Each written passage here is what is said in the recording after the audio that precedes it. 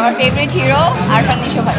অভিনয়কে পেশা হিসেবে নেওয়ার প্ল্যান আসলে ওভাবে কখনোই আমি করি নাই, কিন্তু দেখি আমি ট্রাই করবো। অ্যাক্টিং নিয়ে আমার ওরকম কোনো প্ল্যান নাই, বাট লেটস সি, যদি ভালো কোনো কাজ থাকে বা ভালো কোনো ক্যারেক্টারে আমাকে সিলেক্ট করা হয়, definitely I will try my best. আমার মনে হয় আমি ওটিটি দিয়ে স্টার্ট করতে চাই। ওটিটি আমার মনে হয় যে এখন বর্তমানে ওটিটি প্ল্যাটফর্ম টিভি চ্যানেলগুলো থেকে বেশি জনপ্রিয় হচ্ছে।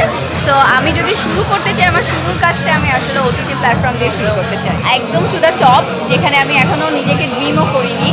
তো আল্লাহ পাক যদি চান তাহলে definitely as a successful woman হিসেবে নিজেকে দেখতে চাই। কর্পোরেট না, আমার যেহেতু কাজ মিডিয়াতেই, সো মিডিয়া লাইনেই আমি চাই যে এমন কোথাও যেতে, যাতে আমি যেখানে যেয়ে জানি বুঝতে পারি that I am proud of myself. ওভাবে নিজে তো সিলেক্ট করার মতো ক্যারিয়ার আমার এখনো শুরু হয় নাই।